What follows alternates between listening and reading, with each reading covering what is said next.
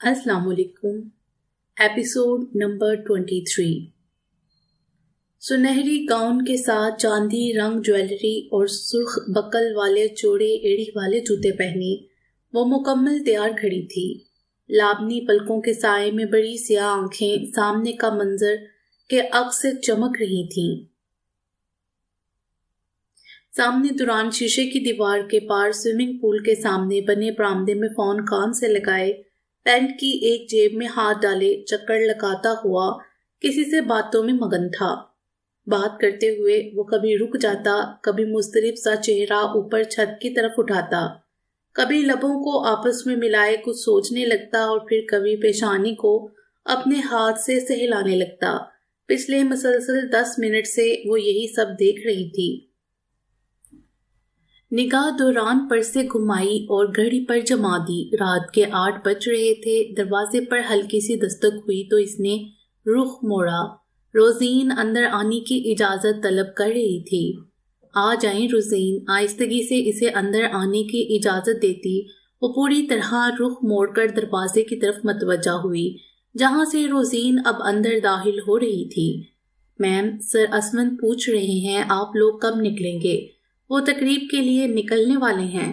روزین کی بات کا جواب دینے کی بجائے اس نے شیشے کے پار باتوں میں مصروف دوران کی طرف دیکھا اور پھر قدم آؤٹ ڈور کی طرف بڑھا دیے۔ دروازہ جیسے ہی کھلا، دوران نے اس کی طرف دیکھتے ہی خاموشی اختیار کی اور آبرو سوالیہ انداز میں چڑھائے، باہر سب ویٹ کر رہے ہیں ہمارا۔ کیوں؟ اسی طرح بویں چڑھائے پوچھا۔ جویریہ نے حیرت سے آنکھیں پھیلائیں۔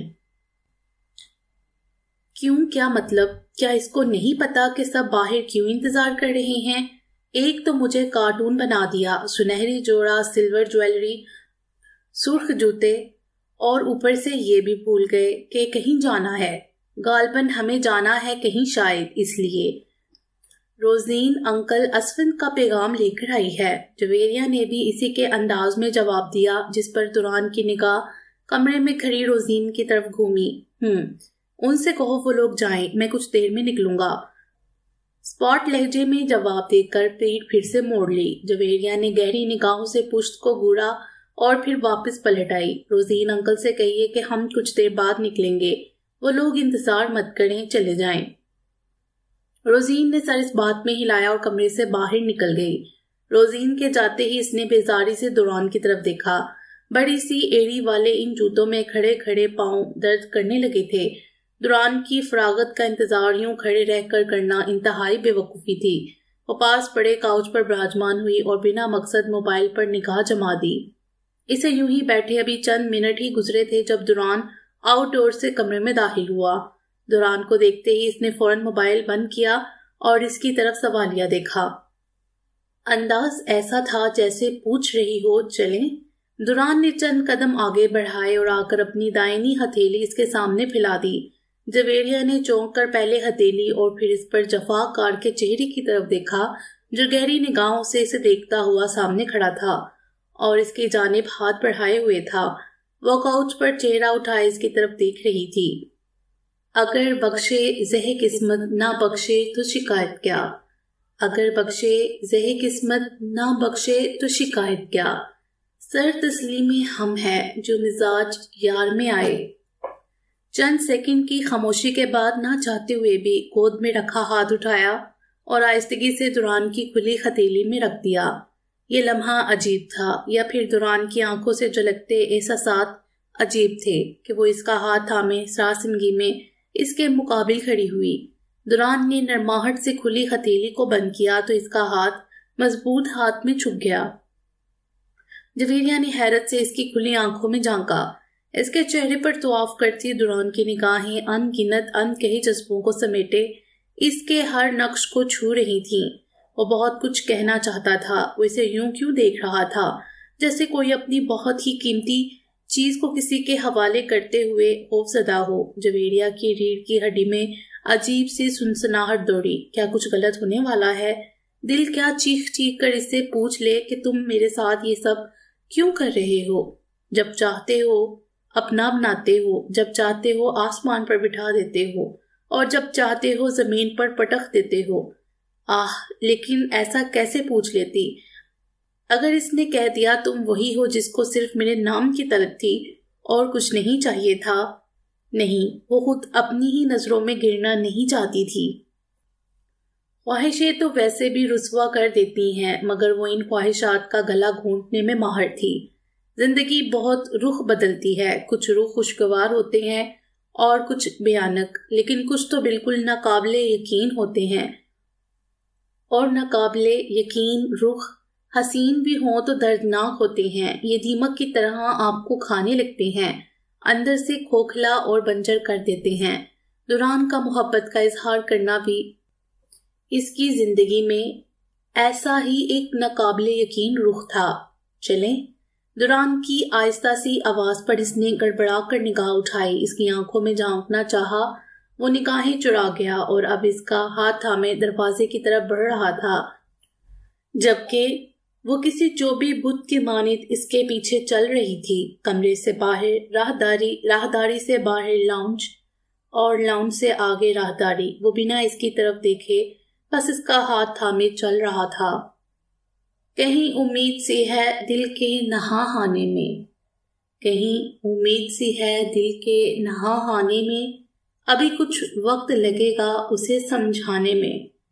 موسم گل ہو کہ پتجھڑ ہو بلا سے اپنی، موسم گل ہو کہ پتجھڑ ہو بلا سے اپنی، ہم کے شامل ہے نہ کھلنے میں نہ مرجانے میں، ہم سے مخفی نہیں کچھ راہ گزر شوق کا حال، ہم سے مخفی نہیں کچھ راہ گزرے شوق کا حال، ہم نے ایک عمر گزاری ہے ہوا خانے میں، ہے یوں ہی گھومتے رہنے کا مزہ ہی کچھ اور، ہے یوں ہی گھومتے رہنے کا مزہ ہی کچھ اور، ایسی لذت نہ پہنچنے میں نہ رہ جانے میں، نئے دیوانوں کو دیکھیں تو خوشی ہوتی ہے، نئے دیوانوں کو دیکھیں تو خوشی ہوتی ہے، ہم بھی ایسے ہی تھے جب آئے تھے ویرانے میں، موسموں کا کوئی محرم ہو تو اس سے پوچھوں، موسموں کا کوئی محرم ہو تو اس سے پوچھوں، کتنے پتجھڑ ابھی باقی ہیں بہار آنے میں۔ شیشے کی میز پر بکھرے کاغذات اس کے ہر شک کو سچ ثابت کر گئے تھے۔ وہ صوفے پر گھٹنے سمیٹ کر بیٹھی گمسم ان کاغذات کو گھور رہی تھی۔ جیسیکا فرینک بچپن سے لے کر اب تک ایک دردناک، انچاہی اور ذلت بھری زندگی گزارنے والی لڑکی، ماں کے بدن سے نکلنے سے لے کر جوانی کی دہلیز پر قدم رکھنے تک ہر چیز کے لیے، ہر احساس کے لیے ترستی ہوئی لڑکی، اپنی ماں کی نفرت کا شکار لڑکی، جس کے پاس ماں کے سوا کوئی رشتہ بھی نہ ہو اور دنیا میں وہی ماں اس سے سب سے زیادہ نفرت کرتی ہو۔ وہ ایک انچاہی دھتکاری ہوئی بیٹی تھی۔ اس کی ماں جس ہسپتال میں زیر علاج تھی، وہیں اسے کسی نے زیادتی کا نشانہ بنا ڈالا تھا۔ وہ وہاں سے بھاگ نکلی تھی، لیکن اس بات سے انجان تھی کہ اس ظلم کی نشانی چند ماہ بعد اس کے ساتھ ایک انچاہے وجود کو جوڑ دے گی۔ اس کی پیدائش کے بعد وہ اسے اپنے ساتھ ایک مسلط ہوئے عذاب کی طرح اپنے ساتھ رکھتی تھی۔ وہ جیسیکا کو بہت دیر تک بھوکا رکھتی، لیکن جب اس کا رونا برداشت سے باہر ہو جاتا تو اسے دودھ دیتی۔ اسی طرح چند سال گزرے تو جیسیکا ہوش سنبھالنے لگی۔ ہوش سنبھالتے ہی بہت سی جان لیوا حقیقتیں سامنے آنے لگیں۔ اس کی ماں بہت خوبصورت مگر زندگی سے بیزار خاتون تھی۔ وہ ایک کیفے میں ملازمت کرتی تھی۔ اس کی دیکھ بھال کے لیے اس نے ایک آیا رکھی تھی۔ وہ سارا دن آیا کے رحم و کرم پر ہوتی اور ماں رات گئے واپس آتی تو کمرے میں بند ہو جاتی۔ وہ جس بیماری میں مبتلا تھی اور اس کی پیدائش سے پہلے زیر علاج تھی، وہ کوئی عام بیماری نہیں تھی۔ جیسیکا جب سمجھنے اور سوچنے کے قابل ہوئی تو پتہ چلا کہ ماں نشے کی لت کا شکار ہے، اور دھیرے دھیرے وہ پھر سے نشہ کرنے لگی تھی۔ جیسیکا چھپ کر اسے دیکھتی تو وہ جیسیکا کو پیٹنے لگتی، اسے اپنی ساری مشکلوں اور پریشانیوں کی وجہ بتانے لگتی۔ آہستہ آہستہ اس کی ماں نے اسے ضرورت کا ہر خرچہ دینا بند کر دیا اور اس سے مکمل لا تعلقی اختیار کر لی۔ فقط ایک گھر تھا جہاں وہ رہ رہی تھی۔ آہستہ آہستہ اس کی ماں بالکل بیکار ہو گئی اور نشے نے اسے مکمل اپنی لپیٹ میں لے لیا۔ اب اسے اپنی ماں کبھی کبھار گھر میں دکھنے لگتی۔ وہ 15 سال کی تھی جب اس نے اپنی پہلی ملازمت شروع کی۔ زندگی میں بہت مشکلیں دیکھیں، ان گنت اور نہ ختم ہونے والی تکلیفیں، لیکن کچھ سالوں پہلے سب کچھ بدل کر عجیب سا ہونے لگا۔ کوئی ایسا جو اس پر بنا کسی فائدے کے مہربان تھا۔ اس سے کوئی غرض نہیں تھی، بنا کچھ طلب کیے وہ صرف نواز رہا تھا۔ اس کے دیے گئے پیسوں سے کتنی مشکلیں ختم ہونے لگی تھی۔ اس نے ماں کو زبردستی کچے ہسپتال میں علاج کے لیے داخل کروا دیا تھا۔ وہ آخری وقت تک جیسیکا کو کوستی ہوئی ہسپتال وین میں بند ہوئی تھی۔ اب بھی وہ اس سے ملاقات کے لیے جاتی تو وہ ملنے نہیں آتی تھی۔ وہ اس انجان شخص کی خفیہ مدد سے جہاں بہت خوش تھی وہاں الجھ بھی گئی تھی، کیونکہ کوئی اتنے سالوں چپ چاپ کیسے کسی کی ایسے مدد کر سکتا ہے۔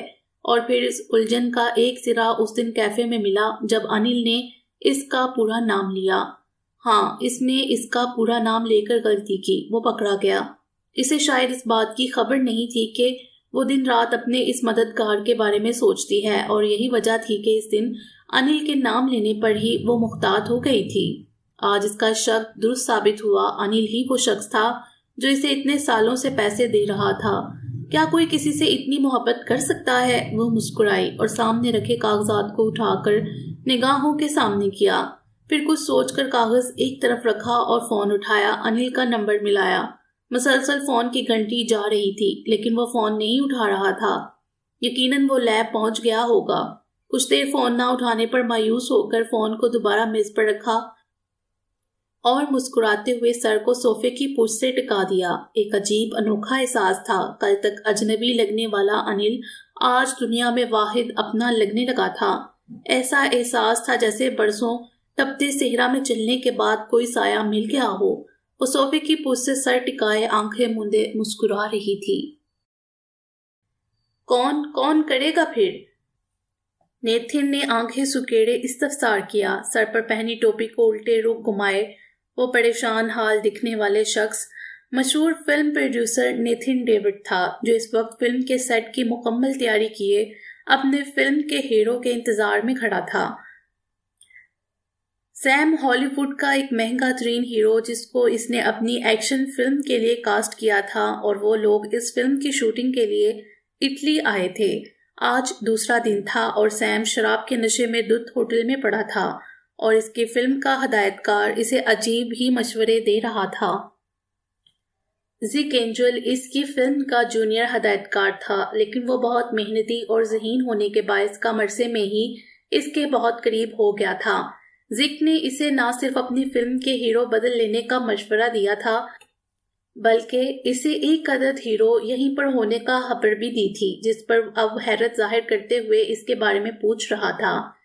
اس کی حیرت پر زک کے لبوں پر مسکراہٹ ابھری اور بویں اچکائے آنکھوں سے ہی سامنے اشارہ کیا۔ نیتھن نے اس کی نظروں کا تعاقب کیا۔ سامنے کھڑا ہوبرو جوان اس کی فلم کا سٹنٹ مین تھا، جسے زک نے ہی منتخب کیا تھا۔ وہ بہت کم عرصے میں انڈسٹری میں دھوم مچا دینے والا ایکشن سٹنٹ مین تھا۔ ٹیکنالوجی کی اس جدت میں اس جیسا نڈر اور بے خوف سٹنٹ مین نایاب تھا۔ وہ سیاہ لیدر جیکٹ کے نیچے سفید ٹی شرٹ پہنے، ایک ہاتھ میں سگریٹ سلگائے، ٹانگوں کو کراس صورت گھمائے، گاڑی کے بونٹ سے ٹیک لگائے کھڑا تھا۔ مخصوص انداز میں بال بکھرے ہوئے، آنکھیں تھکی سی چڑی ہوئی، سخت بے تاثر چہرہ، وہی انداز گمسم، سب سے الگ، اکیلا اور سیٹ پر سب سے پہلے پہنچ جانے والا۔ اپنی بہت ساری خوبیوں کے باوجود وہ اس ایک سال میں اور بھی بہت سی باتوں کی وجہ سے نمایاں ہو گیا تھا۔ وہ بہت اکڑ والا تھا، وہ کسی سے گلنا ملنا پسند نہیں کرتا تھا۔ انڈسٹری میں اس کا کوئی دوست نہیں تھا۔ وہ شراب نہیں پیتا تھا، لڑکیوں کے ساتھ نظر نہیں آتا تھا، اور بمقصد کسی سے بات نہیں کرتا تھا۔ ڈورانگ، نیتھن کی سرگوشی نما آواز ابھری۔ اس نے زک کی طرف یوں دیکھا جیسے اس کی دماغی حالت پر شبہ ہوا ہو۔ کیا وہ واقعی دوران کی بات کر رہا تھا؟ زک اب اس کے یوں حیرت سے دیکھنے پر لب بھینچے اس بات میں سر ہلا رہا تھا۔ ارے نہیں، یہ تو سٹنٹ مین ہے، اوپر سے اس کا نخرہ ہیرو سے بھی کہیں زیادہ ہے، کسی سے بھی سیدھے منہ بات تک نہیں کرتا۔ نیتھن نے ہاتھ ہوا میں چلاتے ہوئے اس کی بات کی تردید کی، اور پھر ایک آبرو چکائے کچھ دور کھڑے دوران ملک کی طرف دیکھا۔ وہ اب ایک ہاتھ میں سلگتی سگریٹ سے لاپرواہ، دوسرے ہاتھ میں پکڑی پانی کی بوتل اپنے منہ پر الٹائے کھڑا تھا۔ پانی نہ صرف اس کا چہرہ بلکہ بال بھی بھگو گیا تھا۔ عجیب سی حرکتیں تھیں اس کی۔ نیتھن نے فوراً رخ زیک کی طرف موڑا۔ ادھر دیکھو، پاگل ہے، یہ سٹنٹ کر سکتا ہے، صرف اداکاری اس کے بس کا کام نہیں۔ نیتھن نے نخوت سے ناک چڑھائی۔ مت بھولو، یہ ایک ایکشن فلم ہے، تمہیں جو کروانا ہے وہ یہ ہیرو سے زیادہ اچھا کرے گا، اور جسامت دیکھو اس کی، تمہارے ہیرو سے اچھی ہے، موقع دے کے دیکھو۔ چھوڑو سیم کو، وہ صرف تمہیں ذلیل کر رہا ہے۔ زک اپنی بات پر ڈٹا ہوا تھا۔ نیتھن نے پیشانی پر بل ڈالے اور گھور کر دوران کی طرف دیکھا، جو اس کی پریشانی میں مزید اضافہ کر رہا تھا۔ شکل ایک طرف رکھو اور اکڑ دیکھو اس کی۔ تو تمہاری فلم کے ہیرو کی اکڑ کیا کم ہے؟ آج دوسرا دن ہے، نشے میں دودھ سو رہا ہے ہوٹل میں، اسے یہاں اتنی دور اتنا خرچہ کر کے لائے ہیں، اور اس نے صرف ابھی تک 2 سین شوٹ کروائے ہیں۔ یہ کم از کم ایسا کچھ تو نہیں کرتا ہے، وقت پر آتا ہے، اپنے کام سے کام رکھتا ہے۔ زک اس کی ان گنت تعریفیں گنوا رہا تھا، لیکن دورانگ نامی اس نئے لڑکے کو ایک دم سے اپنی اتنی مہنگی فلم کا ہیرو کاسٹ کر لینا، یہ فیصلہ نیتھن کے لیے اتنا آسان نہیں تھا۔ اچھا سوچتا ہوں۔ سوچنا نہیں ہے، کرنا ہے۔ سیم تو آج بھی نہیں آیا، اس سے ایک سین شوٹ کرواتے ہیں۔ وہ سب تو ٹھیک ہے، لیکن سیم، اس کا کیا کریں گے؟ وہ ایڈوانس لے چکا ہے۔ وہ مجھ پر چھوڑ دو سب۔ اب یہ بتاؤ، بلاؤں اسے؟ ایک سین شوٹ کرواتے ہیں۔ بلاؤ۔ نیتھن نے پرسوچ حامی بھری۔ زک سر ہلاتا ہوا آگے بڑھا۔ چند سیکنڈ میں ہی وہ دوران کے سامنے کھڑا تھا۔ کام ہو گیا ہے، اب تمہاری باری ہے۔ دوران نے نگاہ اٹھائی، اپنے سامنے کھڑے شخص کی طرف دیکھا اور پھر سگریٹ زمین پر پھینک کر اوپر پاؤں رکھ دیا۔ ہالی ووڈ فلم نگری ایک چکا چوند دنیا، پوری دنیا میں ہالی ووڈ نگری کا دوسرا کوئی ثانی نہیں۔ یہ ایک بہت بڑی فلم نگری ہے جس کی اپنی ایک الگ اور بہت بڑی دنیا ہے۔ اس چمچماتی دنیا کی حسین شکل سب کے سامنے ہے، لیکن اس کی بھیانک شکل سب سے چھپی ہوئی اور بہت خطرناک ہے۔ حالیہ دہائیوں میں موسیقاروں، اداکاروں اور متاثر کن چیزوں نے سب سے زیادہ مصائب اسی نگری میں پیدا کیے۔ افیم کی لت، نسخہ آکسی کوڈین اور وزوڈین سے لے کر ہیروئن اور فینٹنائل تک، ہر چیز نے اس نگری سے جڑے بہت سے لوگوں کی جانیں لیں اور ان گنت اس نگری سے باہر دوسروں کو بھی برباد کر دیا۔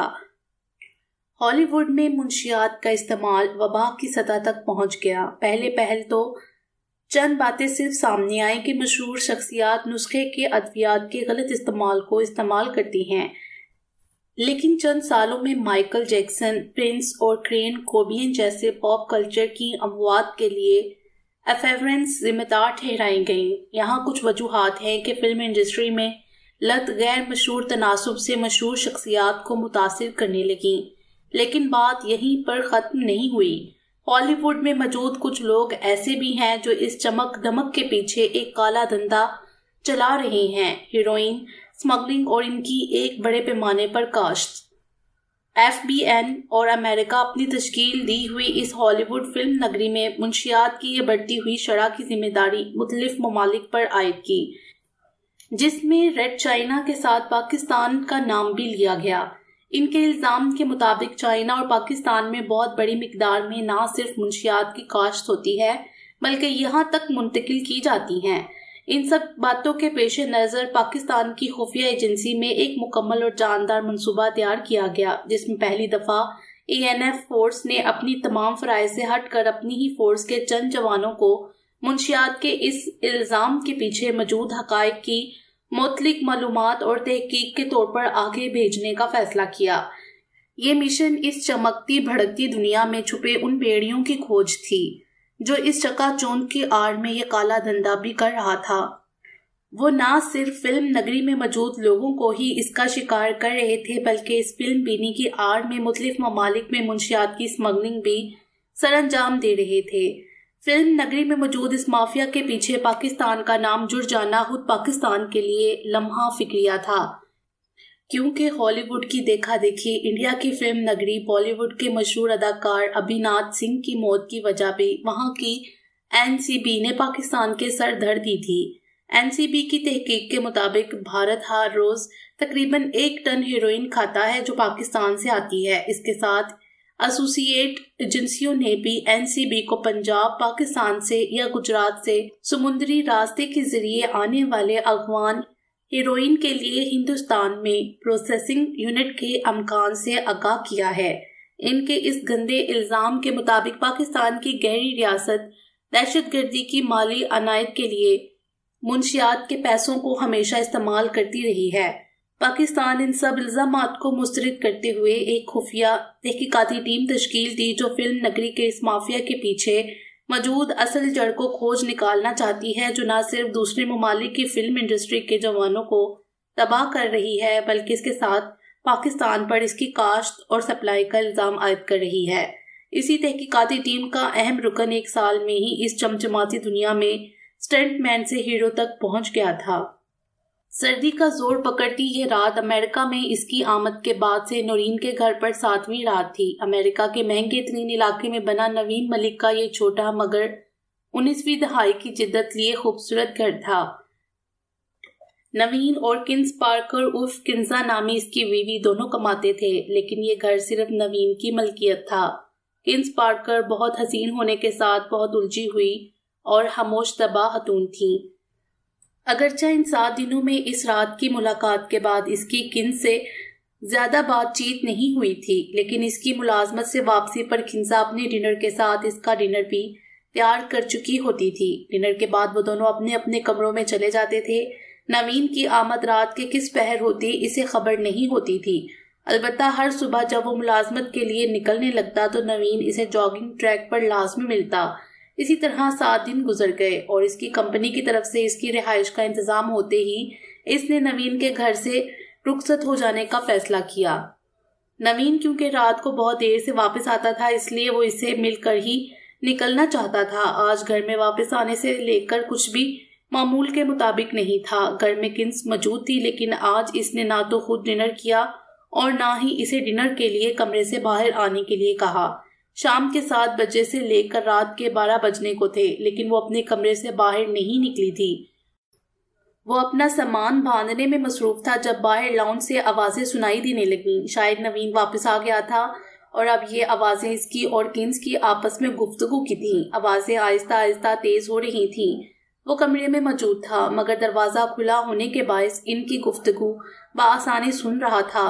مجھے تم جیسے جھوٹے انسان کے ساتھ 1 سیکنڈ کے لیے بھی نہیں رہنا، یہ چیختی آواز کنز کی تھی۔ اس کی اتنی غصیلی آواز وہ آج سن رہا تھا۔ وہ بہت دھیما بولتی تھی۔ تو کھڑی کیوں ہو، جاؤ پھر، نکلو میرے گھر سے۔ نوین اس سے بھی زیادہ اونچی آواز میں چیخا۔ اسفند کے کان یکدم سے کھڑے ہوئے۔ یہ کوئی معمولی گفتگو نہیں تھی، وہ دونوں جھگڑ رہے تھے۔ اس کی بھی فکر مت کرو، چلی جاؤں گی کچھ دن میں۔ کیا کچھ دن میں؟ نہیں، تم ابھی اور اسی وقت نکلو میرے گھر سے۔ اسفند نے ہاتھ میں رکھی شرٹ کو اسی طرح واپس بیڈ پر رکھا اور دروازے کے پاس آ گیا۔ ان دونوں کی آوازیں اب اور اونچی ہو رہی تھیں۔ تم بد دماغ ہونے کے ساتھ ایک ظالم شخص بھی ہو، تمہارے احساس سے عاری ہو چکے ہو، تمہیں شرم آنی چاہیے تھی اس معاملے میں سچ چھپاتے ہوئے۔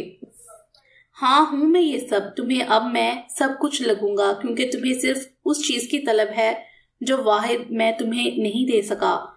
وہ بات اگر اس جھوٹ تک نہ پہنچتی تو میں ساری زندگی تم سے گلہ نہ کرتی، مگر بات صرف اتنی سی ہے کہ تمہیں اب مجھ سے محبت ہی نہیں رہی۔ مجھے تم سے محبت نہیں ہے؟ محبت کے بارے میں تم جانتی ہی کیا ہو؟ جانتی ہوں میں سب، تم نہیں جانتے ہو۔ نہیں جانتا میں یہ سب جو بھی کیا، جو کر رہا ہوں، کس کے لیے؟ ہاں، کیا تھی تم اور کیا بنا دیا میں نے؟ نوین کی آواز میں غم اور غصہ دونوں شامل تھے۔ ان دونوں کی چلانے کی آوازوں سے صاف ظاہر تھا کہ معاملہ سنگین ہے۔ ہاں، کیا بنا دیا تم نے مجھے؟ اس احسان جتانے کی کمی تھی بس۔ پر مجھے تمہارے ساتھ حسین مورت بن کر نہیں رہنا، صرف مجھے سکون چاہیے، فیملی چاہیے۔ اسفند نے قدم کمرے سے باہر نکالے۔ وہ دونوں سامنے لاؤنج میں لگے صوفوں کے پاس ہی کھڑے تھے۔ نوین نے ابھی اوپرلی کوٹ بھی پہن رکھا تھا، ہاتھ میں کاغذ تھامے وہ سرخ چہرے کے ساتھ پیشانی پر شکن ڈالے کھڑا تھا۔ پتہ ہے اس سب کی وجہ کیا ہے؟ تم ایک حسین مغربی عورت ہو لیکن تمہارا ذہن ایک دقیانوسی مشرقی عورت جیسا ہے۔ نحوست سے ناک چڑھائے وہ خود بالکل مشرقی مردوں کی طرح اپنے سامنے کھڑی مغربی عورت پر برس رہا تھا۔ مغربی عورت بھی عورت ہی ہوتی ہے، پپٹ نہیں ہوتی۔ میں دقیانوس نہیں ہوں۔ تم دولت کمانے کی دھن میں مجھے ایک پپٹ سمجھ بیٹھے ہو جس میں نہ تو کوئی احساسات ہیں اور نہ ہی خواہشات۔ میں پھر بھی تمہارے ساتھ چلنے کو تیار تھی، لیکن یہ جھوٹ تم نے مجھ سے بولا، یہ میں برداشت نہیں کر سکتی۔ کنز بھی اس سے کم غصے میں نہیں تھی۔ اس کی اسفند کی طرف پیٹھ تھی، اس لیے وہ اسفند کی آمد سے بے خبر تھی۔ میری برداشت ختم ہو چکی ہے، اب مجھے یہ رشتہ ختم کرنا ہے بس۔ وہ دو ٹوک لہجے میں گویا ہوئی۔ ایک دم سے قبرستان جیسی خاموشی چھائی۔ نوین گہرے سانس اندر باہر اڈیلتا ضبط کے مرحلے سے گزر رہا تھا، اور پھر وہ گرایا، جب رشتہ ختم تو پھر سب ختم ہے، نکلو میرے گھر سے ابھی اور اسی وقت۔ غصے میں گراتے ہوئے اس نے نگاہ گھمائی تو سیدھی اسفند پر پڑی۔ اسفند حفت سے سٹپٹایا اور پھر تیزی سے آگے بڑھا۔ نوین بھائی کیا ہوا، کیوں جھگڑ رہے ہیں آپ دونوں؟ نوین نے اسفند کی بات کا جواب دینے کی بجائے نگاہ پھر سے دوسری جانب کی اور کنز کی طرف متوجہ ہوا۔ سنا نہیں تم نے، نکلو میرے گھر سے، چیخ کیوں رہے ہو؟ میں جا رہی ہوں کبینہ واپس آنے کے لیے۔ وہ ایک دم غصے سے پلٹی۔ اسفند ان دونوں کی طرف دیکھتے ہوئے فکر مندی سے آگے بڑھا۔ نوین بھائی کیا ہوا؟ ایسے کیوں کہہ رہے ہیں انہیں؟ اسفیر تم کچھ نہیں جانتے، تمہیں پریشان ہونے کی ضرورت نہیں، جانے دو اسے۔ بھائی ایسی اتنی رات کو وہ کہاں جائیں گی؟ نوین کے غصے اور لاپرواہی سے کہے گئے جملے پر وہ فکر مندی ظاہر کرتا ہوا آگے بڑھا۔ کچھ نہیں ہوگا اسے، یہ پاکستان نہیں ہے، تم اپنے کمرے میں جاؤ۔ نوین نے اپنی پیشانی کو سہلاتے ہوئے بیزار لہجے میں اسے جانے کے لیے کہا۔ اسفند نے لب بھینچے کچھ دیر خاموشی سے دیکھا اور پھر پلٹا۔ وہ ٹھیک ہی تو کہہ رہے تھے، اسے ان کے نجی معاملے میں دخل اندازی نہیں کرنی چاہیے۔ وہ آہستگی سے چلتا ہوا ابھی کمرے کے دروازے کے پاس ہی پہنچا تھا جب اسے کنز سوٹ کیس سمیت اپنے کمرے سے نکلتی ہوئی نظر آئی۔ اسفند نے پیشانی سے نوین کی طرف دیکھا جو اسے دیکھتے ہی بے رخی سے دوسری جانب رخ موڑ چکا تھا۔ کنزا اب بیرونی دروازے کی طرف بڑھ رہی تھی۔ وہی براؤن کوٹ، اس پر اون کا مفلر گلے میں ڈالے، سرخ ناک اور گال سمیت مضطرب حالت میں وہ تیز تیز چلتی اب لاؤنج سے آگے راہداری میں پہنچ چکی تھی۔ بھابھی، اسفند نے دور سے ہی آواز لگائی اور پھر تیزی سے واپس پلٹ کر نوین کے پاس آیا۔ نوین بھائی روکے انہیں، وہ سچ میں جا رہی ہیں۔ نوین نے غصے سے گھور کر دیکھا مگر جواب نہیں دیا۔ کنز اب بیرونی دروازہ کھول چکی تھی۔ بھابھی رک جائیں پلیز۔ اسفند تقریباً بھاگتا ہوا اس تک پہنچا تھا اور اس کے سامنے کھڑے ہوتے ہوئے اس کا راستہ روکا۔ میں کوئی بھابھی نہیں ہوں تمہاری، اپنے کام سے کام رکھو سمجھے تم، اور اب راستہ چھوڑو میرا۔ وہ غصے سے اسفند پر چلائی۔ اسفند اس پورے ہفتے میں آج پہلے دن اس حسین مورت کو یوں غصہ کرتے ہوئے اور چلاتے ہوئے دیکھ رہا تھا۔ اسفی ہٹ جاؤ، جانے دو اسے۔ نوین نے غصیلے لہجے میں وہیں کھڑے ہانک لگائی۔ اسفند نے نوین کی آواز کو انسنی کرتے ہوئے پھر سے غصے میں بھری کھڑی کنز پارکر کی طرف دیکھا۔ نہیں، آپ نہیں جائیں گی اس وقت۔ اسفی جانے دو اسے، تم کچھ نہیں جانتے۔ نوین اب غصے میں چلاتا ہوا آگے بڑھا۔ نوین بھائی یہ ٹھیک نہیں ہے، آپس میں چاہے جتنا بھی جھگڑا ہو لیکن انہیں روکیں، وہ گھر سے جا رہی ہیں، وہ بھی اس وقت۔ تم ہمارے معاملے میں مت پڑو اسفی۔ نوین نے سختی سے اسفند کو پکڑ کر اس کے راستے سے ہٹایا اور پھر دانت پیستے ہوئے کنزا پر گھرایا۔ کھڑی کیوں ہو تم؟ جاتی کیوں نہیں؟ اب جاؤ۔ کنزا نے ایک تعصب بڑی نگاہ نوین پر ڈالی اور پھر ناک پھلائے گردن تانے اوپرلی ہینڈل والے سیاہ سوٹ کیس کو گھسیٹتے ہوئے دہلیز سے پار قدم رکھ دیے۔ وہ اب تیز تیز قدم اٹھاتی سرخ روش پر آگے بڑھ رہی تھی۔ نوین نے غصے میں اپنے بالوں کو جکڑا اور کمرے کی جانب بڑھ گیا۔ اسفند نے ایک نگاہ نوین کی پشت پر ڈالی اور پھر تیزی سے بیرونی دروازے سے باہر کنزا کے پیچھے دوڑ لگائی۔ وہ روز سے آگے سڑک پر پہنچ چکی تھی جو رات کے 12 بجے سنسان تھی۔ بس ان خوبصورت گھروں میں سے اکا دکا گھروں کی باہر کی بتیاں اور سڑک میں لگے لیمپ روشن تھے۔ بھابھی رک جائیں، دیکھیں میں نہیں جانتا آپ لوگوں کا جھگڑا کس بات کو لے کر ہے، لیکن آپ دونوں ہی یوں غصے میں آئیں گے تو بات بگڑ جائے گی۔ اکھڑی سانسوں سمیت وہ بمشکل اپنی بات مکمل کرتا ہوا کنزا کے قدموں کے ساتھ قدم ملا رہا تھا جو اب گالوں پر بہتے آنسو سے بے نیاز بس چلتی جا رہی تھی۔ اسفند ایک دم اس کے سامنے آن کھڑا ہوا۔ کنزا نے دبدبائی نگاہوں سے اس کی جانب دیکھا۔ تم کچھ نہیں جانتے، مجھے مت روکو، میں جاننا چاہتا ہوں۔ آخر کو تم ہو کون؟ راستہ چھوڑ دو میرا، اس نے غصے میں کہا اور اس کے اطراف سے نکلتی ہوئی پھر سے سڑک پر چلنے لگی۔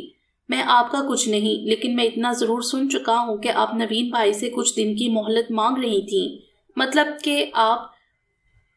اسوند اب پھر اس کے تیز تیز قدموں کے ساتھ قدم ملائے ہوئے تھا۔ کہیں بھی جاؤں تم سے مطلب… تم آخر کو کیوں اتنے پریشان ہو رہے ہو؟ آپ میرے کزن کی بیوی ہیں اس لیے۔ نہیں ہوں میں اس کی بیوی، بہت جلد الگ ہو جائیں گے ہم۔ جذبات اور غصے میں آ کر یوں فیصلے نہیں لیے جاتے۔ اسوند پھر سے اچانک اس کے سامنے آیا تو دونوں ٹکراتے ٹکراتے بچے۔ وہ بنا سوچے سمجھے باہر نکل آیا تھا اور اب ٹھنڈی ہوا غلطی کا احساس دلا رہی تھی۔ وہ اب سڑک سے آگے پہنچ چکے تھے جہاں قطار میں مے خانے اور کافی شاپ بنے تھے۔ سامنے موجود گولڈن بار نامی مے خانے میں رات کے اس وقت بھی گہما گہمی تھی۔ اچھا ایک منٹ، آپ گھر مت جائیں، ایسا کرتے ہیں ہم کہیں بیٹھ کر بات کرتے ہیں کچھ دیر۔ اتنی دیر میں آپ دونوں کا غصہ ختم ہو جائے گا۔ اب ایسا کچھ بھی نہیں ہوگا۔ ہوگا ضرور ہوگا، وہ سامنے بار میں چلتے ہیں۔ اسوند نے سڑک کے اطراف میں بنے مے خانے کی طرف اشارہ کیا۔ کنزا اسی طرح اسپاٹ چہرہ لیے کھڑی تھی۔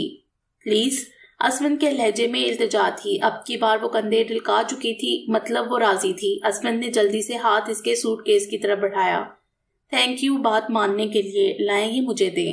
اس کے سوٹ کیس کو تھامے اس کے آگے چلتا ہوا وہ مے خانے کی طرف بڑھ رہا تھا۔ وہ بھی سر جھکائے اس کے پیچھے چلتی ہوئی وہاں تک پہنچی۔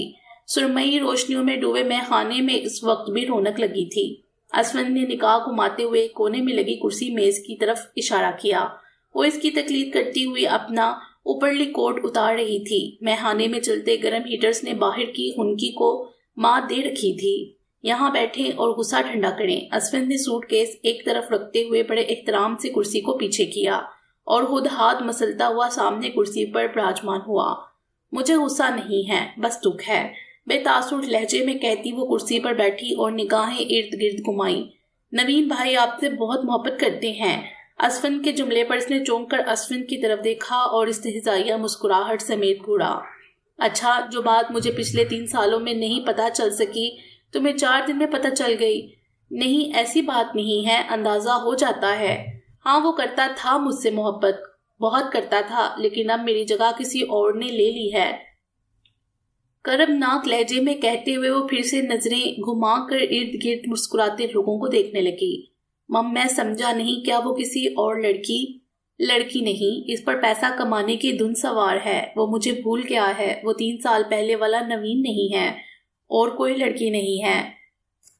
تو پھر آپ ایسا کیوں کر رہی ہیں؟ وہ یہ سب آپ کے لیے ہی تو کر رہے ہیں۔ وہ یہ سب میرے لیے نہیں، صرف اپنے لیے کر رہا ہے۔ وہ جھوٹا ہے۔ وہ ایک دم سے بھڑک اٹھی، میز پر زور سے ہاتھ مارتی آگے جھکی اور پھر ایک دم سے سینے پر ہاتھ باندھے گہری سانس خارج کی۔ اس نے مجھ سے جھوٹ بولا، مجھے دھوکہ دیا۔ کیا دھوکہ؟ اسوند کے برجستہ استفسار پر اس نے خاموشی اختیار کی۔ اسوند اب سوالیہ نگاہوں سے دیکھ رہا تھا۔ وہ بیزار سی کونیاں میز پر ٹکائے خاموش بیٹھی تھی۔ وہ ہماری آپس کی بات ہے، اور ویسے بھی اب سب ختم ہے۔ کیوں، کیا، کیسے، سب بے جواز ہے۔ سب ایسے ختم نہیں ہوا کرتا۔ آپ دونوں ایک دوسرے سے پیار کرتے ہیں اور پیار یوں ختم نہیں ہوا کرتا ہے۔ تم نے کیا ہے کبھی کسی سے پیار؟ اچانک سے وہ الٹا اسوند سے سوال کر گئی۔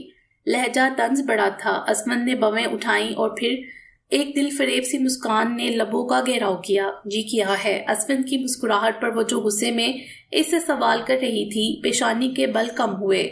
بہت بہت کرتا ہوں، اسی لیے تو سمجھا رہا ہوں، یہ سب لڑائی، یہ سب کچھ چلتا رہتا ہے، لیکن پیار، کیا تم اس سے شادی کر چکے ہو؟ کنزا اس کی بات کو پھر سے کاٹے اگلا سوال کر رہی تھی۔ لہجہ اب بھی اسپاٹ تھا۔ شادی؟ نہیں، ایک قسم کی شادی ہی سمجھ لیں۔ میں اس کے ساتھ نکاح کر چکا ہوں، مگر ابھی ہم ایک ساتھ نہیں رہتے۔ کیا مطلب؟ شادی ہے بھی نہیں بھی؟ وہ ناسمجھی سے دیکھ رہی تھی۔ امریکہ آنے سے پہلے وہ اپنی محبت کو گھر والوں کی مرضی سمیت اپنا چکا تھا۔ آپ کو کیسے سمجھاؤں؟ یہ مکمل شادی نہیں ہوتی۔ اس میں لڑکی اپنے والدین کے ہی گھر میں ہوتی ہے، لیکن آپ کے نکاح میں ہوتی ہے، پھر بعد میں آپ اس کو اپنے گھر لاتے ہو۔ وہ اچھا، میں سمجھ گئی۔ اسوند کی تفصیل سے بتانے پر وہ تائید میں سر ہلا گئی۔ اچھا لگا سن کر۔ آپ کو دیکھنا ہے اسے؟ اسوند کی آنکھوں میں ایک دم سے چمک ابھری، لبوں پر شرمیلی سی مسکراہٹ مزید گہری ہوئی۔ میں یقیناً دیکھنا چاہوں گی۔ کنزی تمام وقت پہلی دفعہ مسکرائی۔ اسفند نے بتیسی نکالتے ہوئے ہاتھ پینٹ کی جیب میں ڈالا اور سیاہ رنگ کے پرس سمیت باہر نکالا۔ پرس کو کھول کر کنزی کی طرف بڑھایا۔ یہ دیکھیں۔ کنزی نے ہاتھ بڑھا کر پرس کو تھاما اور اشتیاق سے نگاہیں تصویر پر جمائیں۔ یہ کسی لڑکی کی تصویر تھی جو مسکرا رہی تھی۔ بہت خوبصورت ہے۔ کیا نام ہے؟ روبی۔ روبینہ نام ہے۔ خوبصورت نام ہے، بالکل اس کی طرح۔ شکریہ۔ اسفند مسکرایا۔ کنزی نے پرس اسفند کی طرف بڑھایا اور ستائشی نگاہیں اس کے چہرے پر جمائے ہوئے کہا، تم بھی خوبصورت ہو۔ اسفند نے بے ساختہ کہکا لگایا، پھر کہکے سمیت برجستہ جوابی تعریف کی۔ دراصل آپ بہت خوبصورت ہیں، اس لیے آپ کو ہر کوئی خوبصورت لگتا ہے۔ اس کی تعریف پر وہ پھیکی مسکراہٹ لبوں پر سجائے سر جھکا گئی۔ جس دن پہلے دن آپ کو دیکھا ایسا لگا کہ زندگی میں پہلی دفعہ کوئی پری دیکھی ہے۔ سچ میں پریاں زمین پر رہتی ہیں۔ اسفند کی اگلی تعریف پر وہ کھلکھلا کر ہنس دی۔ سچ کہہ رہا ہوں، نوین بھائی ایسے ہی دیوانے نہیں ہیں آپ کے۔ اب کی بار اسفند کی بات پر اس کی مسکراہٹ پھر سے غائب ہوئی۔ چند سیکنڈ کی گہری خاموشی تھی۔ وہ دیوانہ تھا، اب نہیں ہے۔ چہرے پر پھر سے اداسی پھیل گئی۔ کہاں؟ مطلب کیسے ملے تھے آپ دونوں؟ اسفند نے اس کے چہرے پر پھیلتی اداسی کو دیکھتے ہوئے جلدی سے موضوع بدلا۔ وہ خاموش رہی اور پھر نگاہ مے خانے کی کھڑکی سے پار سڑک پر جمائی۔ آج سے 4 سال پہلے ہم دونوں ایک ہی کیفے میں ملازمت کرتے تھے۔ اسفند مسکرایا۔ کنزی نے رخ موڑ کر اس کی طرف دیکھا۔ وہ کھوئے سے لہجے میں اسے اپنی پہلی ملاقات کا بتاتے ہوئے بہت اداس لگ رہی تھی۔ وہ مجھے پسند کرنے لگا اور پھر پورا 1 سال مجھے پرپوز کرتا رہا۔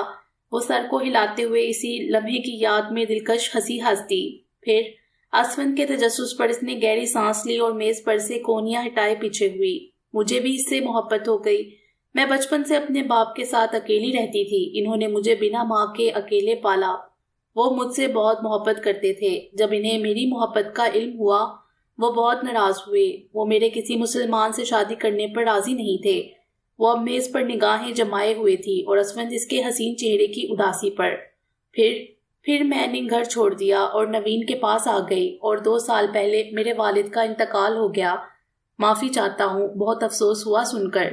اسفند نے ندامت سے اس کی آخری بات پر افسوس کیا۔ وہ ویران آنکھوں سمیت مسکرا دی۔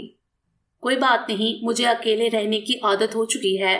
ایسے مت کہیں۔ اکیلے کیوں؟ نوین بھائی ہے نا آپ کے ساتھ؟ نہیں ہے، وہ پچھلے 2 سال سے میرے پاس ہوتے ہوئے بھی میرے پاس نہیں ہے۔ وہ بہت مصروف ہو گیا ہے۔ اس کے پاس میرے لیے وقت نہیں ہے۔ اس کا لہجہ دلگیر تھا اور بنا سوچے سمجھے وہ سارے شکوے اسفند کے سامنے کر رہی تھی۔ پھر ایک دم احساس ہونے پر خاموش ہوئی۔ خاموشی کا دورانیہ بڑھتا جا رہا تھا۔ اسفند چاہتا تھا وہ اپنے دل کی بھڑاس نکال دے، وہ مکمل طور پر دل صاف کر لے، لیکن شاید یہ ممکن نہیں تھا۔ میرا خیال ہے مجھے چلنا چاہیے۔ کہاں جائیں گی آپ؟ کنزی کے اچانک سٹپٹا کر اٹھنے پر اسفند بھی ایک دم سے اپنی جگہ سے اٹھا۔ کہیں کسی ہوٹل میں رکوں گی، پھر جہاں ملازمت کرتی ہوں ان سے رہائش کے انتظام کا کہوں گی۔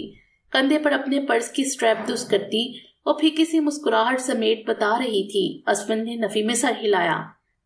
نہیں، آپ واپس چلیں میرے ساتھ گھر۔ میں اس گھر میں نہیں جاؤں گی اب۔ تم معاملے کی سنگینی کو نہیں سمجھتے ہو۔ مجھے جانے دو۔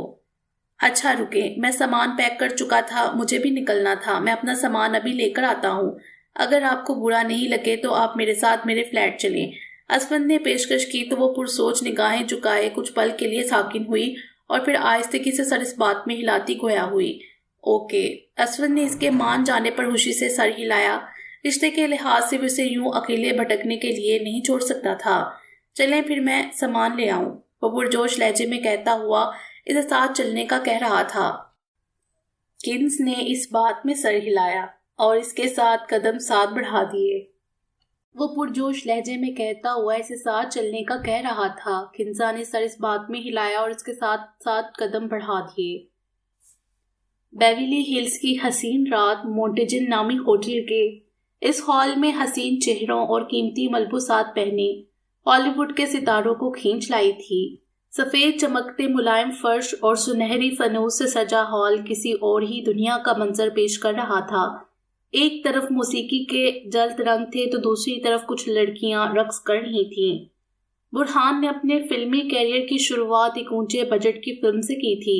چھوٹے پردے سے بڑے پردے پر یہ قدم اس کے لیے بہت خوشی کا باعث تھا۔ اس جل ملاتی تقریب میں اسفنت اور روبی کے چہروں کی چمک دمک برہان سے کسی صورت بھی کم نہیں تھی۔ برہان بڑی شان سے قیمتی لباس میں ملبوس میزبانی سر انجام دے رہا تھا۔ ان گنت فلمی ستاروں کے ساتھ ساتھ فلم نگری کو سپانسر کرنے والے بڑے ادارے بھی اس تقریب میں شریک تھے۔ سب پہنچ چکے تھے لیکن جس کا انتظار تھا وہ ابھی تک نہیں پہنچے تھے۔ ان گنت چھپی اور ظاہری نگاہیں مونٹیجن ہال کے داخلی دروازے پر ٹکی تھی اور پھر وہ لمحہ آ ہی گیا۔ ہال کے کھلے دروازے سے داخل ہوتے دورانگ کے ساتھ ہم قدم جویریہ اور ان کے پیچھے انل ہال میں داخل ہو رہے تھے۔ دوران اپنے ساتھ کوئی گارڈ نہیں لے کر آیا تھا۔ سنہری فانوس والے سفید ہال میں وہ سنہری جوڑے میں ملبوس دوران کے ہاتھ میں ہاتھ ڈالے ہال کے داخلی دروازے سے اندر آ رہی تھی، اس بات سے انجان کہ وہ اس وقت کتنی ہی چھپی اور ظاہر نظروں کا مرکز ہے۔ بہت سے لبوں پر مسکراہٹ اور آنکھوں میں فتح جیسی چمک ابھری۔ سبرینا جو برہان کے ساتھ ساتھ میزبانی سر انجام دے رہی تھی، اچانک چہرے کی رنگت ایک پل کو سفید پڑی اور پھر خوف سے ارد گرد دیکھتے ہوئے اس نے دوران کے ساتھ قدم ملا کر چلتی جویریہ کی طرف دیکھا۔ برہان ایک آبرو اٹھائے معنی خیز مسکراہٹ کے ساتھ آگے بڑھا۔ وہ یقیناً دوران کا خیر مقدم کرنے کے لیے آگے بڑھ رہا تھا۔ سبرینا نے اضطرابی کیفیت میں قدم برہان کے ساتھ آگے بڑھائے۔ ویلکم، برہان نے گرم جوشی سے خوش آمدید کیا اور پھر جویریہ کی طرف دیکھ کر خوشی کا اظہار کیا۔ ویلکم بھابھی، دیکھیں آخر کار میری یہ پارٹی آپ کو دورانگ ولا سے نکال ہی لائی۔ بہت معنی خیز جملہ تھا۔ سبرینا نے بے چینی سے دوران کی طرف دیکھا جو اطمینان سے ارد گرد کا جائزہ لینے میں محو تھا۔ کانگریچولیشن، جویریہ دلکشی سے مسکرائی۔ برہان نے مودبانہ سینے پر ہاتھ رکھا اور جھکا۔ شکریہ، چنے کسی کو احساس ہے کہ میری اس کامیابی پر مبارکباد دینی چاہیے۔ خیر، یکدم سے کوئی آپ کے مقام کے برابر آ جائے، یہ بات برداشت کرنا کافی مشکل ہوتا ہے۔ چلے پھر آپ انجوائے کریں، میں تھوڑا مصروف ہوں۔ مغرور انداز میں گردن اٹھائے اس نے جتاتے ہوئے دوران کی طرف دیکھا، جبکہ وہ نہ تو اس وقت اسے سن رہا تھا اور نہ ہی اس کی کسی بات کا جواب دیا۔ برہان پلٹا لیکن پریشان حال سبرینا اب بھی وہیں جمی کھڑی تھی۔ وہ الجھی سی دوران کے چہرے کی طرف دیکھ رہی تھی۔ سبرینا، تمہیں بھی کانگریچولیشن، جویریہ نے رسانیت سے کہا تو سبرینا جو ہونک بنی دوران کی طرف دیکھ رہی تھی چونکی اور پھر فوراً زبردستی کی مسکراہٹ لبوں پر سجائی۔ تھینک یو بھابھی، آپ چاچو سے مل لیں، وہ بار بار پوچھ رہے تھے آپ کا۔ سبرینا نے کچھ دور کھڑے اسونت ملک کی طرف اشارہ کیا اور پراسرار نگاہوں سے دوران کی طرف دیکھا۔ جویریہ نے سوالیہ دوران کی طرف دیکھا جو اب بھی اس کا ہاتھ تھامے ہوئے تھا۔ دوران نے آہستگی سے اس کے ہاتھ پر گرفت ڈھیلی کر دی۔ بنا کہے ہی اندازہ ایسا تھا کہ تم جاؤ مل لو، مجھے نہیں ملنا۔ جویریہ نے لب بھینچ کر مسکراہٹ کو گہرا کیا اور قدم ملک اسفند کی جانب بڑھا دیے۔ جویریہ کے جاتے ہی سبرینا نے فوراً دوران کی طرف گردن گھمائی۔ آپ جویریہ کو ساتھ لے آئے؟ حیرت اور خوف کے ملے جلے تاثر میں پوچھتی، وہ آواز کو حد درجہ دھیما رکھے ہوئے تھی۔ دوران نے ایک نظر انل کی طرف دیکھا، پھر جویریہ کی طرف اشارہ کیا۔ انل سر ہلاتا ہوا جویریہ کے پیچھے چل پڑا۔ آپ نے ایسا کیوں کیا؟ میں نے سب بتا تو دیا تھا آپ کو۔ وہ لوگ یہاں پر کیا کرنے والے ہیں، کچھ اندازہ ہے تمہیں؟ دوران نے اس کی بات کا جواب دینے کی بجائے الٹا سوال کیا۔ نہیں، آگے کا مجھے کوئی اندازہ نہیں ہے۔ جتنا پتا تھا وہ سب بتانے کا بھی کیا فائدہ ہوا؟ آپ جویریہ کو سب جاننے کے باوجود اس خطرے میں لے آئے۔ پریشان مت ہو، دوران نے طمانیت سے کہا اور پینٹ کی جیبوں میں ہاتھ ڈالے گہری سانس خارج کی۔ سبرینا اس کے اطمینان پر حیرت سے ساری آنکھیں کھول کر آگے ہوئی۔ میں پریشان نہ ہوں، سیریسلی؟ یو شوڈ سیو ہر، وہ میری بیوی ہے، مجھے پتا ہے مجھے کیا کرنا ہے، تم جاؤ یہاں سے، برہان تمہیں دیکھ لے گا تو شک ہوگا اسے۔ دوران نے نگاہیں ادھر ادھر گھماتے ہوئے دھیمے لہجے میں سمجھایا۔ اس سے اچھا تھا میں ڈائریکٹ جویریہ سے بات کرتی، کم از کم وہ خود یہاں نہ آتی۔ سبرینا نے تعصب سے گردن دائیں بائیں گھماتے ہوئے افسوس ظاہر کیا۔ دوران نے یکا یک اس کی طرف دیکھا اور پھر دان پیستا ہوا گویا ہوا۔ اسے ابھی کچھ نہیں بتاؤ گی تم، سمجھی؟ وہ بلا وجہ گھبرا جائے گی اور سب کے سب منصوبے پر پانی پھر جائے گا۔ اوکے، نہیں بتاتی، لیکن انہیں کچھ نہیں ہونا چاہیے۔ میں کوشش کرتی ہوں مجھے کچھ پتا چلے، پھر میں آپ کو میسج کرتی ہوں۔ سبرینا نے فکر مندی سے ارد گرد دیکھتے ہوئے کہا اور پھر دوران کی طرف بنا دیکھے قدم دوسری جانب بڑھا دیے۔ ہاں، یہ سفید لباس میں ملبوس آگے بڑھتی لڑکی سبرینا ملک ہی تھی۔ اس نے جس دن امریکہ کی سرزمین پر قدم رکھا اور دورانگ ولاس کے اندر داخل ہوئی تھی تو اس کی سوچ آج کے اس رد عمل سے بالکل برعکس تھی۔ دوران پر کیے ہوئے ہر ظلم، ہر زیادتی کے باوجود وہ دوران کو ہی قصوروار اور ظالم قرار دیتی تھی۔ دوران سے نفرت اور اس کی محبت یعنی جویریہ نامی لڑکی سے وہ شدید نفرت کرنے لگی تھی۔ برہان حق پر لگتا تھا کیونکہ دوران کے دل کو اسی تکلیف سے آشنا کروانا بنتا تھا جس تکلیف سے وہ گزری تھی۔ وہ برہان کے ساتھ ہی تھی۔ جویریہ کو دیکھا تو نفرت میں مزید اضافہ ہوا۔ معمولی نقوش رکھنے والی لڑکی دوران کی زندگی میں اس مقام پر تھی جہاں ہونے کے خواب اس نے اس وقت سجائے تھے جب ابھی اسے صحیح سے کھلی آنکھ سے دیکھنے والے خوابوں کا مطلب تک نہیں پتا تھا۔ یہ سب کچھ اس دن سے پہلے تک منوعن ایسا ہی تھا۔ اس دن جویریہ کی باتوں نے اسے جھنجھوڑ کر رکھ دیا۔ سب کچھ بدل گیا تھا اور پھر وہ چاہ کر بھی اس گناہ کا شریک نہیں رہ سکی اور دوران کو برخان اور ہاروی نامی اس پروڈیوسر کی ساری حقیقت سے آگاہ کر دیا۔ دل سے بوجھ ختم ہو گیا تھا۔ لیکن یہ کیا، دوران تو جویریہ کو خود اس خطرے میں گھسیٹ لایا تھا۔ پریشان سی نگاہ دور کھڑی جویریہ پر ڈالی جو ملک اسون کی کسی بات پر ہنس رہی تھی۔ وہ عام ہو کر بہت ہنسی۔ اسے ملنے کے بعد، اس کو جاننے کے بعد کوئی شخص بھی اسے معمولی نہیں کہہ سکتا تھا۔ اس دن کی ملاقات ذہن کے پردوں پر گھوم گئی۔ یہ ٹھنڈی سرمئی شام دورانگ ولاس کے لان کے حسن کو دوبالا کر رہی تھی۔ سبرینا نے جیسے ہی لاؤنج کے داخلی دروازے سے آگے قدم رکھے تو قدموں کی رفتار سامنے کے منظر کو دیکھ کر سست ہوئی۔ اپنے مخصوص انداز میں تنگ ٹی شرٹ اور جین میں ملبوس وہ دلکشی کا سامان بنی ہوئی تھی۔ سامنے سوئمنگ پول کے برابر میں لگی سفید کرسیوں میں سے ایک کرسی پر جویریہ ہلکے گلابی رنگ کے فراک میں ملبوس کاف کو سر پہ لیے کتاب پڑھنے میں محو تھی۔ پرسکون چہرہ اور ہاتھ میں تھامی اسلامی کتاب ہمیشہ کی طرح وہ سبرینا کے تن بدن میں آگ لگا گئی۔ سبرینا کچھ دیر پہلے ہی سو کر اٹھی تھی اور کافی کا آرڈر دینے کے بعد لاؤن میں آئی تو سامنے بیٹھی جویریہ کو دیکھ کر بدمزہ سا منہ بنایا۔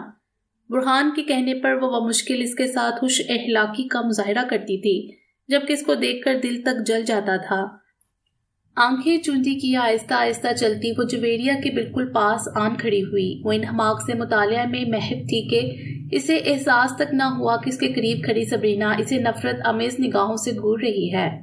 کیا کر رہی ہیں آپ؟ سبرینا کے اچانک سوال پر اس نے چونک کر سر اوپر اٹھایا، پھر اس کو دیکھتے ہی مسکرا دی۔ پورے اعتماد مسکراہٹ سبرینا کے دل میں دھواں بھرنے لگا۔ کچھ نہیں، آؤ بیٹھو، کھڑی کیوں ہو؟ وہ مسکراتے ہوئے بیٹھنے کا اشارہ کر رہی تھی جبکہ سبرینا اس کے ہاتھ میں پکڑی کتاب کے ورق کو دیکھ رہی تھی۔ پھر اسی طرح اندرونی جلن کو ضبط کرتی اس کے سامنے والی کرسی پر براجمان ہوئی۔ جویریہ اب کتاب بند کر چکی تھی۔ اسے جویریہ کا نماز اور قرآن پڑھنا سب دوران کو متاثر کرنے کا ایک ڈرامہ لگتا تھا۔ اتنا تو وہ جان گئی تھی کہ وہ پہلے مسلمان نہیں تھی اور اس بات کا یقین تھا کہ اس نے دوران سے شادی کی خاطر ہی اسلام قبول کیا ہے۔ کیا ہوا؟ ایسے کیوں دیکھ رہی ہو؟ جویریہ کے سوال پر وہ چونک کر خیالات سے باہر آئی۔ پتہ نہیں کیوں لیکن آج ہوش اسلوبی کا لبادہ اوڑھنا مشکل ہو رہا تھا۔ دوران کے منہ سے جویریہ کے لیے کل شام نکلی تعریف نے تن بدن میں آگ لگا رکھی تھی۔ دوران کو تو اسلام میں اتنی دلچسپی نہیں ہے تو آپ کیوں اس کو متاثر کرنے کے اتنے جتن کرتی ہیں؟ بے ساختہ وہ خود کو یہ سب کہنے سے نہ روک سکی۔ اشارہ جویریہ کی گود میں دری کتاب کی طرف تھا۔ میں سمجھی نہیں کیا کہنا چاہ رہی ہو؟ اگر میں غلط نہیں ہوں تو آپ پہلے کرسچن تھیں۔ سبرینا نے آبرو چڑھائے کہا۔ جویریہ جو اس کے اکھڑے روکھے لہجے پر پریشان تھی اس کے سوال پر ایک لمحے کو خاموش ہوئی اور پھر مسکرا دی۔ ہاں میں کرسچن تھی لیکن میں نے اسلام اس وقت قبول کیا تھا جب میرے وہم و گماں میں بھی نہیں تھا کہ میری شادی دوران سے ہو جائے گی، اور یہ بات بھی بالکل غلط ہے کہ میں اسلام کے علم کا حصول دوران کی خوشنودی کے لیے یا اسے متاثر کرنے کو حاصل کر رہی ہوں۔ وہ اسے پورے اعتماد لہجے میں سچائی بتا رہی تھی جبکہ سبرینا دل میں استہزائیہ ہنس رہی تھی۔ میری جستجو، میری محنت اور اسلام سے محبت سب میرے اللہ کی خوشنودی کے لیے ہے۔ اچھا لگا یہ جان کر کہ آپ اتنی اچھی اور سچی مسلم ہیں، لیکن کیا آپ کو نہیں علم کے دوران تو خود کو مسلم کہنے کا روادار نہیں؟ جانتی ہوں، لیکن یہ سب تو ان کی اللہ سے وقتی دوری ہے۔ مجھے یقین ہے ایک دن ان کے دل پر پڑے سارے بوجھ اور اللہ سے سارے شکوے دور ہو جائیں گے۔ جویریہ نے اطمینان سے اس کے تلخ لہجے میں پوچھے سوال کا جواب دیا تو وہ پہلو بدل کر رہ گئی۔ سبرینا آج کچھ نہیں بلکہ بہت بدلی ہوئی لگ رہی تھی۔ ہاں، اسے شک تو تھا کہ وہ اس سے محبت کا صرف دکھاوا کرتی ہے، لیکن آج اس کا یہ کٹیلا لہجہ اور طنزیہ سوالات سب عجیب تھا۔ ایک بات پوچھوں؟ کچھ دیر کی خاموشی کے بعد سبرینا کی پھیکی مگر نفرت امیز آواز پھر ابھری۔ جویریہ نے اس کی آنکھوں میں جھانکا، وہاں سیاہ دھواں اور نفرت کے سوا کچھ نہیں تھا۔ پوچھو، آہستگی سے اجازت دی۔ سبرینا کی یہ نفرت دیکھ کر دل کو شدید دکھ ہوا۔ میری بات کو غلط مت سمجھیے گا، آپ کو کبھی یہ ڈر نہیں ہوا کہ آپ عام سی ہیں اور اگر دوران کی زندگی میں کوئی آپ سے خوبصورت آ جائے تو وہ آپ کو چھوڑ دیں گے؟ وہ سوال نہیں کر رہی تھی، تماچا مار رہی تھی۔ وہ بظاہر چہرے کے تاثرات بہت حد تک متوازن رکھے ہوئے تھی، لیکن اس کی آنکھوں میں سے نکلتے نفرت کے انگارے جویریہ سے مخفی نہیں تھے۔ نہیں، کبھی نہیں لگا، سب جان لینے کے باوجود مسکراتے ہوئے جواب دیا۔ وہ تو سبرینا آج بھی دوران کو بھول نہیں سکی۔ روبی کی زبانی وہ یہ تو جان چکی تھی کہ دوران نے سبرینا کو ٹکرا دیا تھا، لیکن یہ آج پتہ چلا تھا کہ وہ دوران سے اب بھی محبت کرتی ہے یا پھر بدلہ لے رہی ہے۔ اتنا اعتماد تو مجھے بھی نہیں ہے۔ استہزائیہ مسکراہٹ کے ساتھ اس نے اگلا تیر برسایا۔ جویریہ کی مسکراہٹ گہری ہوئی۔ تمہیں اس لیے نہیں ہے کیونکہ شاید تمہیں یہ لگتا ہے برہان تمہارے حسن سے محبت کرتا ہے، تمہاری صورت سے محبت کرتا ہے۔ مطلب؟ جویریہ کے سوال پر وہ اپنی پیشانی پر امڑ آنے والے بل مخفی نہ رکھ سکی۔ مطلب یہ کہ مجھے اس بات پر یقین ہے کہ دوران کو میری صورت سے محبت نہیں ہے۔ وہ جب میری آنکھوں میں جھانکتا ہے، اس کی نگاہوں میں بننے والا عکس میرے چہرے کا نہیں، میری روح کا ہوتا ہے۔ ایک عام صورت ہو کر بھی آپ دوران کو محبت کو لے کر کتنی پراعتماد ہیں، مجھے یقین نہیں آ رہا اس بات پر۔ وہ طنز کے تیر برسانے پر اب ہر حد پار کر رہی تھی۔ شاید اسے جویریہ کا مثال دینا اچھا نہیں لگا تھا۔ میرے خیال میں تو یہ اعتماد ہر مسلمان کو ہونا چاہیے۔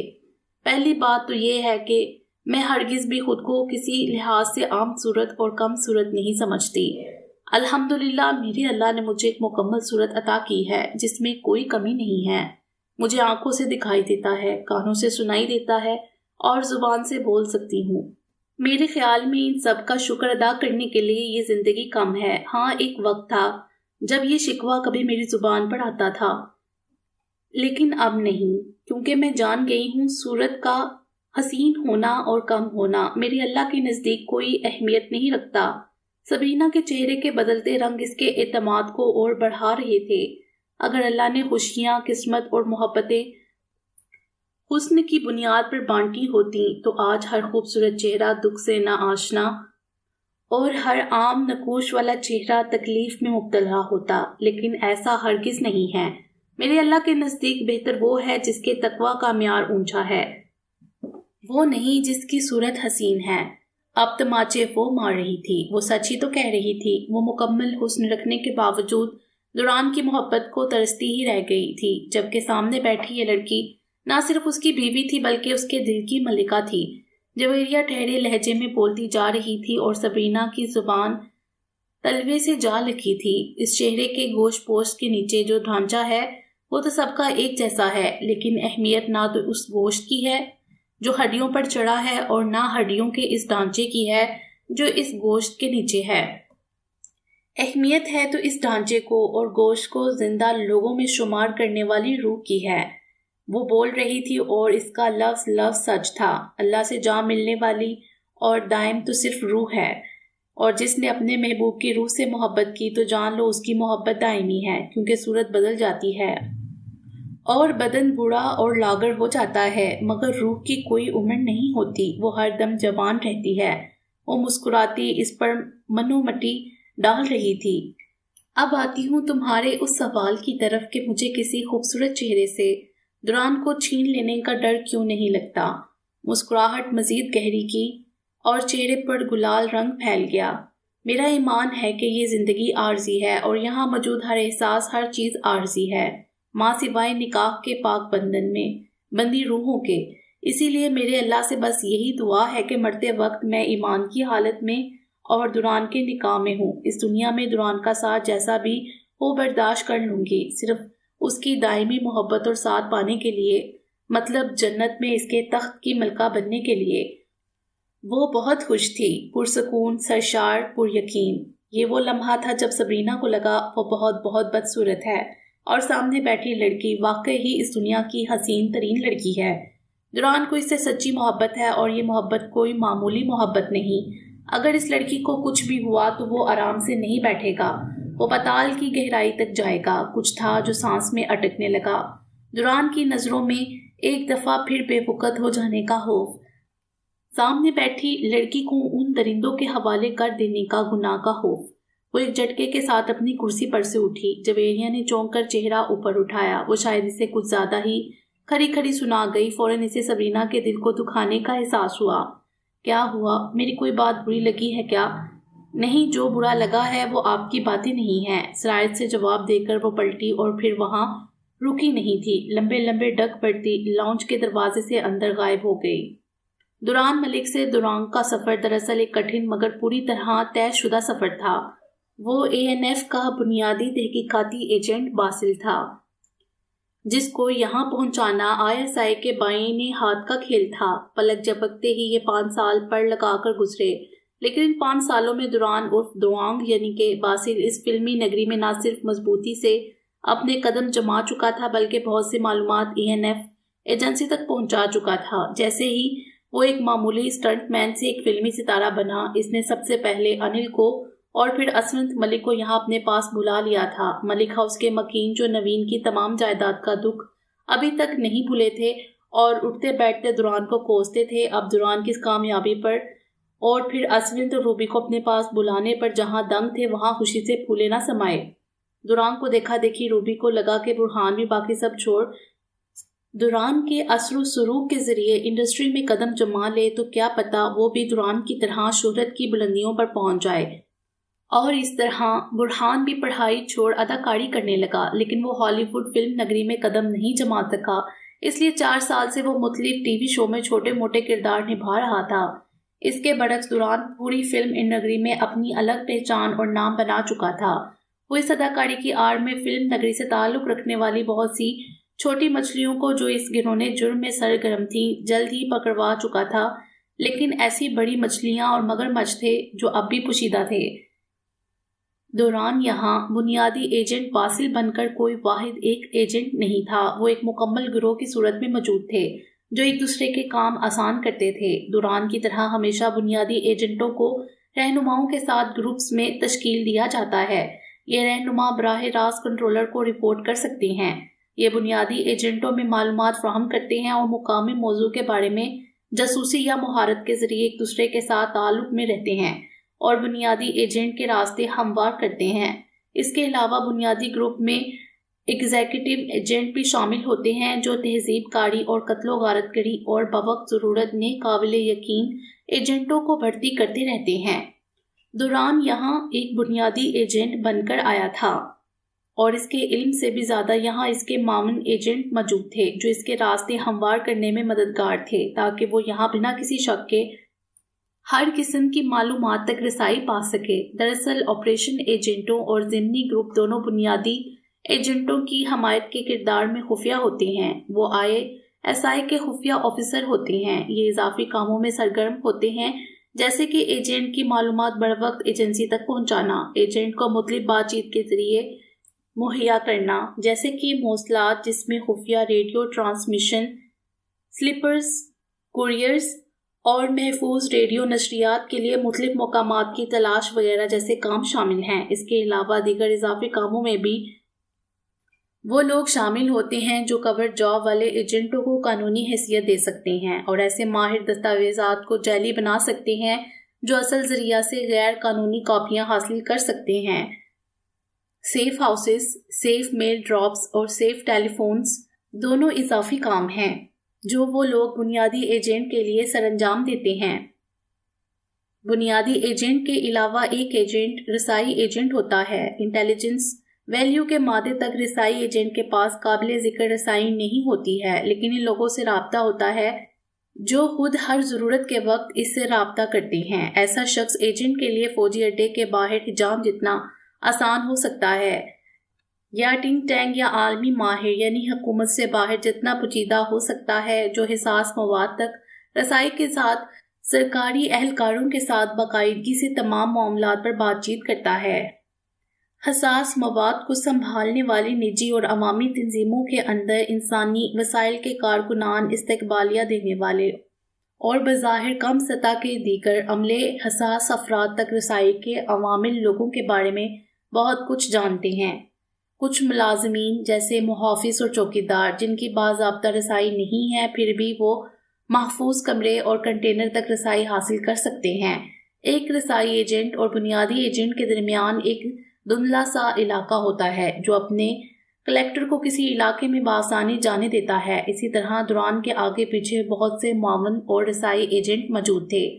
وہ اس وقت دورانگ ولاس کے خفیہ کمرے میں موجود تھا، جہاں اس کے رابطے کے تمام موصلات وغیرہ موجود تھے۔ یہ وہ تمام ٹرانسمیشن کے آلات تھے جس سے وہ ایجنسی سے تو نہیں، البتہ ایگزیکٹو ایجنٹ سے براہ راست بات چیت کرتا تھا اور اپنے اگلے لائحہ عمل کے بارے میں معلومات لیتا تھا۔ یہ کمرہ ایک پوشیدہ دیوار کے ذریعے دورانگ ولاس کے تہہ خانے میں موجود تھا۔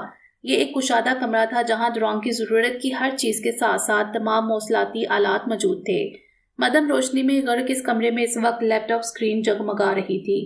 دوران سیاہ ہوٹی کانوں میں ہیڈ فون لگائے گھومنے والی سیاہ کرسی پر بیٹھا، نگاہوں کو چوندی کیے سامنے اسکرین پر جمائے ہوئے تھا، جہاں اس کے گروہ کا ایگزیکٹو ایجنٹ اس سے مخاطب تھا۔ وہ کچھ اس طرح اسکرین پر موجود تھا کہ کندھوں سے اوپر اس کا چہرہ اندھیرے میں ڈوبا تھا جو دوران کو نظر نہیں آ رہا تھا۔ لسٹ میں نیا مشکوک پروڈکشن ہاؤس ایڈٹ کر دیا گیا ہے۔ اگلی پروڈکشن جس کو مشکوک پروڈکشن کی فہرست میں شامل کیا گیا ہے وہ ہاروی پروڈکشن ہے۔ سامنے بیٹھا رسائی ایجنٹ اسے معلومات فراہم کر رہا تھا۔ چھوٹی مچھلیوں کی پکڑ کے بعد اب ہاتھ بڑی مچھلیوں پر ڈالا جا رہا تھا، جس میں لسٹ میں سب سے اوپر نام ہاروی پروڈکشن کا تھا۔ ہاروی پروڈکشن ہالی ووڈ کی نامی گرامی پروڈکشن تھی، لیکن وہ اس وقت شک کی فہرست میں سب سے اوپر اور سرخ نشان کی حامل پروڈکشن تھی۔ یس سر۔ دوران اس بات میں سر کو جنبش دی اور دھیمی آواز میں حامی بھری۔ اگرچہ وہ اس وقت جس کمرے میں موجود تھا وہ مکمل طور پر ساؤنڈ پروف تھا، لیکن ان لوگوں کو ٹریننگ میں آواز کو ہر درجہ دھیما رکھ کر ایک خاص درجے پر گفتگو کی مشق کروائی گئی تھی، اس لیے اس وقت ان دونوں کی گفتگو کی پچ بھی وہی تھی۔ دوران بھرپور توجہ سے ایگزیکٹو ایجنٹ کی بات سن رہا تھا۔ یہ پروڈکشن اپنے نئے میگا پروجیکٹ کے لیے شوٹنگ کا کچھ حصہ کسی غیر ملک میں سر انجام دینے جا رہے ہیں۔ ملک کا نام تو ابھی معلوم نہیں ہوا، ہاں البتہ بہت جلد یہ تمہیں اس میگا پروجیکٹ میں سائن کی پیشکش کرنے آئیں گے۔ مجھے کیا کرنا ہوگا سر؟ ایکسیپٹڈ۔ یس سر۔ دوران نے لب بنچے اور سر اس بات میں ہلایا۔ اوکے جوان، ہماری ملاقات اب اس معاملے کے بعد ہوگی، لیکن تم اس بار بر وقت رابطے کے لیے ایک کوڈ دیا جا رہا ہے جسے تم معاون ایجنٹ سے کسی بھی لمحے رابطہ کر سکتے ہو۔ وہ متوازن لہجے اور رفتار میں الفاظ ادا کرتے ہوئے اپنی بات مکمل کر چکا تھا۔ دوران نے سر کو اس بات میں جنبش دی۔ یس سر۔ باسل، بیسٹ آف لک۔ اسکرین ایک دم سے سیاہ ہوئی تھی۔ دوران نے ہیڈ فون کو کانوں پر سے اتارا اور سر کو کرسی کی پشت سے ٹکا دیا۔ کرسی دھیرے دھیرے جھول رہی تھی۔ ملک کی ہر خفیہ اور ظاہر ایجنسی میں جاسوسوں کو معتدل طریقوں سے بھرتی کیا جاتا ہے۔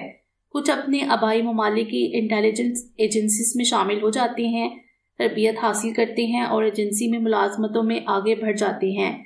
اگر ان کا پس منظر اور تربیت کسی خاص پروفائل پر فٹ بیٹھتی ہے تو انہیں بیرون ملک بھیج دیا جاتا ہے تاکہ وہ ایک پوشیدہ شناخت لے سکیں۔ بہترین فیلڈ ایجنٹ وہ ہیں جو اعلیٰ ممالک کے عہدیداروں تک رسائی رکھتے ہیں یا دوسرے ممالک میں خفیہ معلومات رکھتے ہیں۔ جاسوس ایجنسیاں بھرتی کرنے والے افراد ایسے افراد کو ملازمت دیتے ہیں جو دوسرے ممالک کے شہریوں کو نشانہ بناتے ہیں، جو اپنے وطن کے خلاف ہو جاتے ہیں اور جاسوس بن جاتے ہیں۔ یہ عیب دار انمول جاسوس ہیں کیونکہ ان کا وہ ملک پہلے ہی احاطہ ہوتا ہے اور وہ فوری طور پر معلومات فراہم کر سکتے ہیں۔ ہر ملک میں بہت سے عوامل ایسے ہوتے ہیں جو کسی کو عیب دار شہری بننے اور جاسوس بننے کا سبب بن سکتے ہیں۔ یہاں بھی زک نامی ایجنٹ ISI کا عیب دار انمول ایجنٹ تھا۔ دوران کرسی پر سے اٹھا، ایک بٹن کو ہاتھ لگاتے ہی تمام نظام ایک ہی دفعہ میں بند ہوا اور وہ سیڑھیاں چڑھتا ہوا اوپر جا رہا تھا اور پھر ایک دروازے پر پہنچتے ہی اس نے خفیہ لاک پر لگے چند بٹن دبائے۔ باقی انشاءاللہ اگلی ویڈیو میں۔ امید ہے آپ کو یہ ویڈیو پسند آئی ہوگی۔ ہمارے چینل کو سبسکرائب کریں اور بیل آئیکن کو پریس کر دیں ہمارے چینل کی لیٹسٹ اپڈیٹس حاصل کرنے کے لیے۔ شکریہ۔